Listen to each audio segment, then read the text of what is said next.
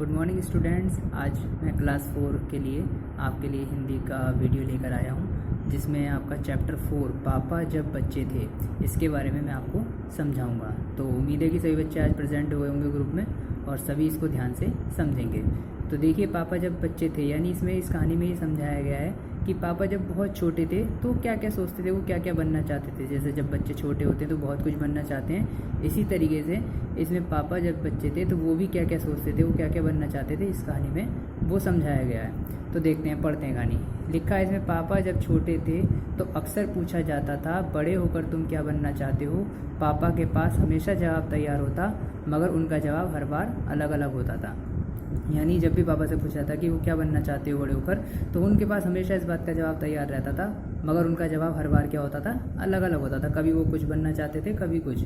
जब पहली बार शुरू में पापा चौकीदार बनना चाहते थे, उन्हें ये सोचना बहुत अच्छा लगता था कि जब सारा शहर सोता है चौकीदार जागता है। उन्हें ये सोचना भी अच्छा लगता था कि जब हर कोई सोया हुआ हो तो वह खूब शोर मचा सकते हैं। तो इन्हें इसलिए चौकीदार बनना बहुत अच्छा लगता था। उन्हें पक्का यकीन था कि वे बड़े होकर चौकीदार ही बनेंगे।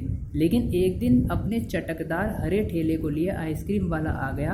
अरे वही वाह, पापा आइसक्रीम वाला बनेंगे। यानी जब उन्होंने आइसक्रीम वाले को देखा, चटकदार ठेले पर आइसक्रीम वाले को बेचते हुए, तो उन्हें लगा कि अब वो आइसक्रीम वाला बनेंगे। वे ठेले को लेकर घूम भी सकते हैं और जितना मन चाहे उतनी आइसक्रीम खा भी सकते हैं। पापा ने सोचा, मैं एक आइसक्रीम बेचूंगा और मैं एक खुद खाऊंगा, और छोटे बच्चों को तो मैं मुफ्त में आइसक्रीम दिया करूंगा। यानी जब उन्होंने आइसक्रीम वाले ठेले को देख लिया तो उन्होंने ये डिसाइड किया कि वो आइसक्रीम बेचने वाला बनेंगे और खुद भी एक खाएंगे और खुद एक बेचेंगे भी, और साथ में जो छोटे बच्चे होंगे उनको तो वो फ्री में ही दे देंगे आइसक्रीम। तो ये इसके पेज नंबर 22 हो गया। अब हम इसके पेज नंबर 23 पे बढ़ते हैं, देखते हैं क्या समझाया गया उसमें आगे।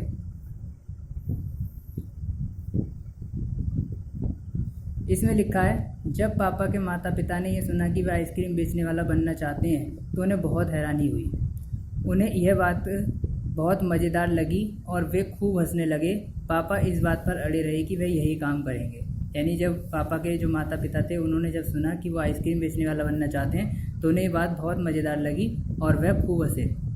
और इसी बात लेकिन पापा अपनी बात पर अड़े रहे कि वो यही वाला काम करेंगे। फिर क्या हुआ आगे, अगले दिन फिर एक दिन रेलवे स्टेशन पर पापा ने एक अजीब आदमी को देखा। वह आदमी इंजनों और डिब्बों से खेल रहा था, लेकिन वह डिब्बे और इंजन खिलौने नहीं बल्कि असली थे। यानी असली।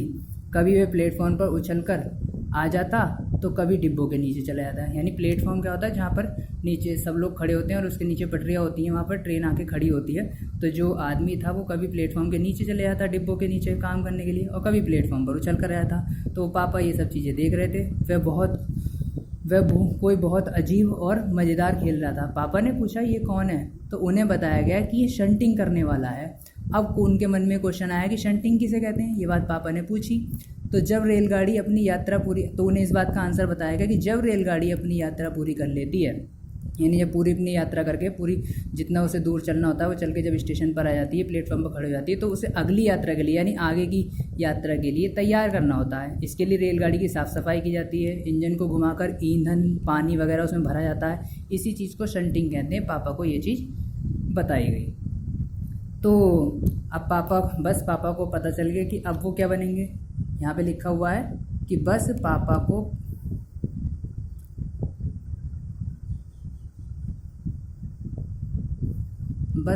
पता चल गया कि वह क्या बनेंगे।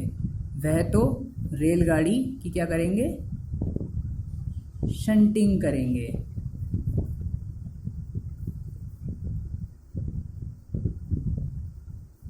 वह रेलगाड़ी के डिब्बों की शंटिंग करेंगे। इससे भी ज़्यादा मज़ेदार और क्या हो सकता है? जाहिर है कि कुछ भी नहीं। जब पापा ने कहा कि वह शंटिंग करने वाला बनेंगे तो किसी ने उनसे पूछा, मगर तुम तो कहते थे कि तुम आइसक्रीम बेचने वाला काम करोगे, और अब आइसक्रीम बेचने का काम का क्या होगा? यानी पहले तो क्या था, आइसक्रीम बेचना चाहते थे ना, लेकिन अब उन्होंने जब रेलवे डिब्बे को शंटिंग करते हुए देखा रेलवे स्टेशन पे, तो उन्होंने डिसाइड कर लिया कि वो शंटिंग वाला काम करेंगे। तो किसी ने उनसे पूछा कि वो तो भाई आइसक्रीम बेचने वाला बनना चाहते थे, अब उस काम का क्या होगा? तो ये सचमुच एक क्या थी, एक समस्या थी। पापा ने शंटिंग करने वाला काम बनने की सोच ली थी, मगर वो आइसक्रीम बेचने का चटकदार हरा ठेला भी वह गंवाना नहीं चाहते थे। यानी वो काम भी करना चाहते थे। तो आखिर उन्होंने रास्ता निकाल लिया। पापा ने जवाब दिया, मैं शंटिंग करने वाला और आइसक्रीम बेचने वाला दोनों बनूंगा। यानी उन्होंने दोनों काम, पापा ने क्या जवाब दिया कि मैं शंटिंग करने वाला और आइसक्रीम बेचने वाला दोनों बनूंगा। यानी उन्होंने दोनों काम डिसाइड करने का लिया। अब वो दोनों काम कैसे करते हैं देखते हैं आगे। सबको बहुत अचंभा हुआ। उन्होंने पूछा, तुम दोनों काम एक साथ कैसे करोगे? पापा ने कहा, इसमें क्या मुश्किल है, आइसक्रीम मैं सुबह बेचा करूँगा और कुछ देर आइसक्रीम बेचने के बाद मैं स्टेशन चला जाया करूँगा। वहाँ मैं कुछ डिब्बों की शंटिंग करूँगा, यानी रेलवे गाड़ियों की शंटिंग करूँगा, उनकी साफ़ सफाई करूँगा।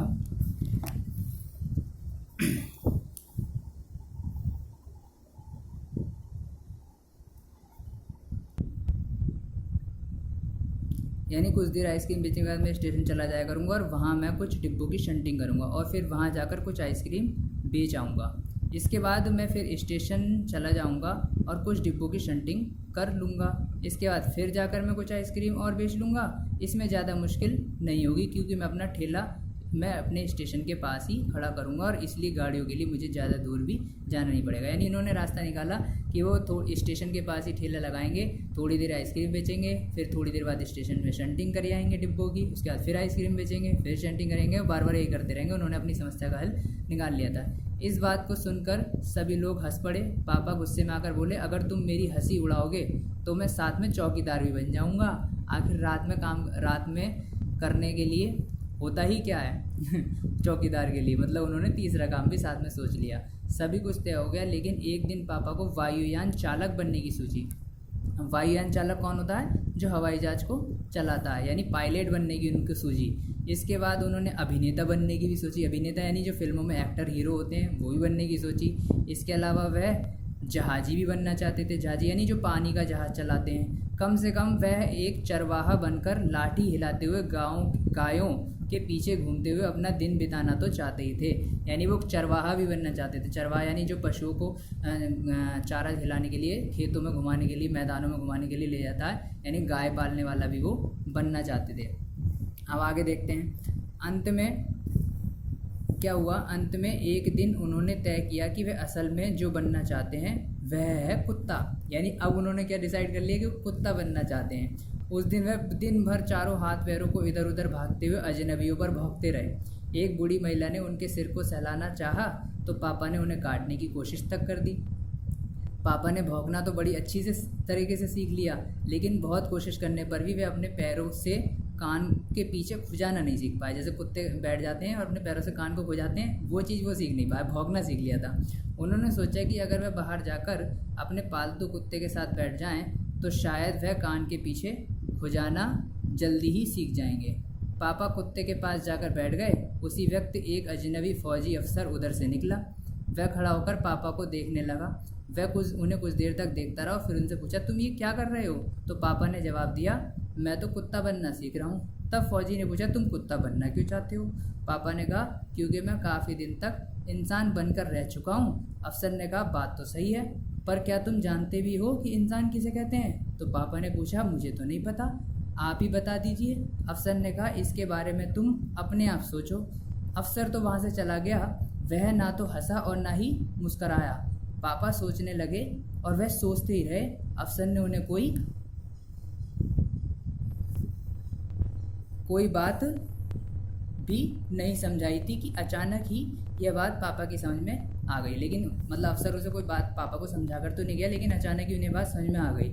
मतलब वो कुत्ता बनने की सोच रहे थे और रोज़ रोज़ अपना इरादा भी बदलते थे कि कभी कुछ और बनना चाहते हैं, कभी कुछ। तो उन्हें ये बात समझ में आ गई कि वह रोज़ रोज़ अपना इरादा नहीं बदल सकते। अगली बार जब उनसे यही सवाल पूछा गया तो उन्हें अफसर की बात याद आ गई और उन्होंने कहा कि मैं एक इंसान बनना चाहता हूँ। इस बार कोई भी नहीं हंसा और पापा समझ गए कि यही सबसे अच्छा जवाब है और आज भी वह यही समझते हैं। पहली बात तो यही है कि हमें अच्छा इंसान बनना चाहिए। तो इस कहानी से हमें क्या शिक्षा मिलती है?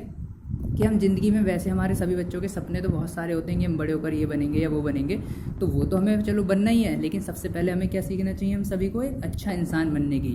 यानी अच्छा इंसान कैसा होता है, जो दूसरों की मदद करता है, किसी की मुश्किल में हंसता नहीं है, सबका दुख में साथ देता है, ठीक है ना, सबका सम्मान करता है, बड़ों का आदर करता है, सबका कहना मानता है।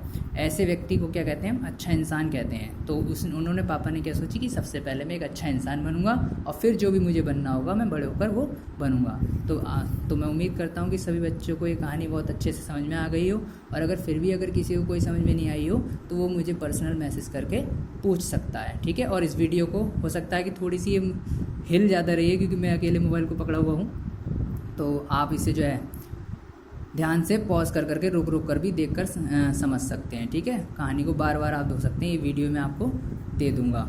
और इसके अलावा अब आपका होमवर्क क्या रहेगा, ये जो कहानी मैंने आपको समझाई गई है, इसकी PDF फाइल भी मैं आपको भेज दे रहा हूँ, यानी उसमें आपको पूरा चैप्टर आसानी से देखने के लिए मिल जाएगा, और इस कहानी को आप घर पे आराम से भी रीड कर सकते हैं। और रीडिंग करने के बाद सभी बच्चों को क्या करना है, इस कहानी में से कम 15 कठिन शब्द छांटने हैं, जो आपको कठिन लगते हो, मुश्किल लगते हो, वो 15 कठिन शब्द आपको छांटने हैं और छांट कर अपनी हिंदी की नोटबुक में लिखने हैं, ठीक है। और उसमें चैप्टर की इंडेक्स में चैप्टर का नाम लिख लेंगे, नोटबुक की इंडेक्स में पापा जब बच्चे थे, और साथ में क्या करेंगे, पाठ का नाम डालकर 15 कठिन शब्द छांट कर आप लिखेंगे, ठीक है। आज के लिए धन्यवाद।